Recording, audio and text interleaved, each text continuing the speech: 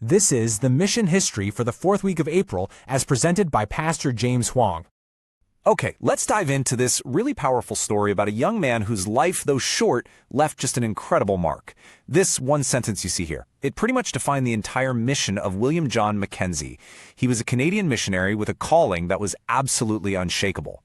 But the real question is, what made his approach so radically different from everyone else? You know, Mackenzie's journey started with this incredible sense of purpose. But, and this is a big but, it was anything but an easy path. Not at all. So while he was at Dalhousie College, Mackenzie just felt this undeniable pull towards Korea. He was absolutely certain this was his calling. But can you believe it? When he went to his own church, the Canadian Presbyterian Church, with all this passion, they told him no. They just weren't ready to send anyone. But here's the thing, Mackenzie was ready. He didn't let that stop him. He went and studied medicine, raised his own money from friends, and at 32, he just went. He set sail for Korea all by himself. So yeah, that's the crucial point, right? His own church told him no, but his conviction was just so strong that he found his own way to get to Korea, absolutely determined to serve.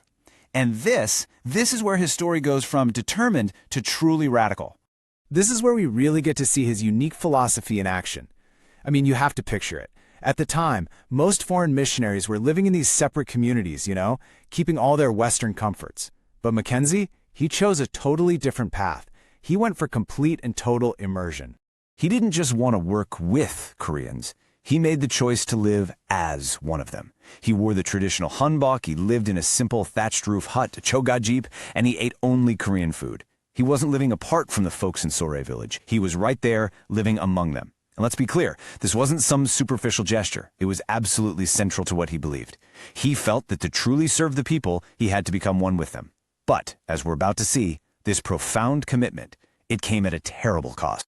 I mean, Mackenzie just poured everything he had, every single ounce of his being, into his work. He was traveling, he was preaching day and night, but his body, well, it was still trying to adjust to this new land, this incredibly demanding life, and it began to fail.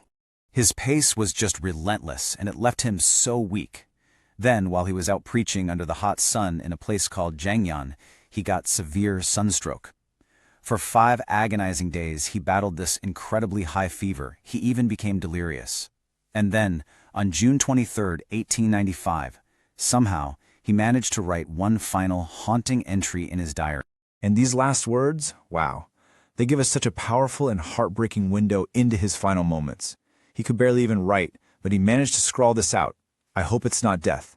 For the sake of the many people who will say this happened because I lived the same way as the Koreans. This is because I was not careful, so painful, too difficult to write. He passed away just a short time after writing that. And think about this. In his final, painful moments, his concern wasn't even for himself. His greatest fear was that his entire method of mission, this beautiful, radical idea of completely identifying with the Korean people, would be blamed for his death, that people would see it as a mistake.